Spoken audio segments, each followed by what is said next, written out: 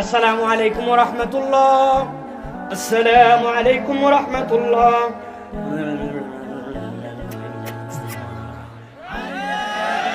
আসেনি বাবা, এইটা তো তাও গেল ফরজ নামাজ জামাতে, ব্যক্তিগত নামাজ তো আরো খারাপ। আসেনে কি বলছেন আপনি ওই জায়গায়? আপনি বলছেন রব্বানা আতিনা ফিদ দুনিয়া হাসানা, অথবা বলছেন রব্বানা যালামনা আনফুসানা, তাই তো না? কিন্তু বলার ধরনটা কিরকম, কি হিসাবে আদব? আমি একটু দুইটা উদাহরণ দেই।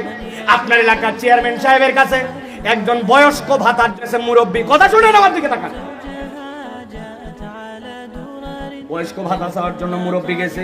চেয়ারম্যান সাহেবের সামনে যাওয়ার পর চেয়ারম্যানকে আসসালামু আলাইকুম চেয়ারম্যান সাহেব, আমার বয়স 70 বছর হয়ে গেছে, আমার কিন্তু তার কাজ কাম করতে পারি না, মেহরবানি করে আপনার এলাকার মানুষের শুনে বয়স্ক ভাতার জন্য কাগজপত্র আছে, আমাকে একটা বয়স্ক ভাতা আমি কালকের মধ্যে ম্যানেজ করে দেবেন। আসসালামু আলাইকুম। চেয়ারম্যান বলে ধরতে ব্যাক কলেক্ট ধরতো, ঠিক না?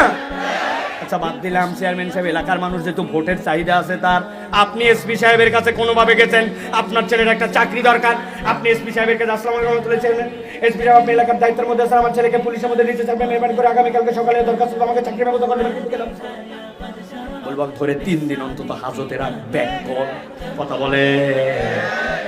আপনার চেয়ারম্যান লোড নিতে পারে না, আপনার ওসি লোড নিতে পারে না, আর আমল নামা গুনাহ খাতায় ভরপুর। আমি বেয়াদবের মতো আল্লাহর কাছে চাই, আমার আল্লাহর কাছে চাওয়ার আদব আমি শিখি না, ঠিক না? রব্বানা আতিনা ফিদ মনে করছে আল্লাহ মাফ না করে দিলে বিরাট সমস্যায় পড়ে যাবে আল্লাহ।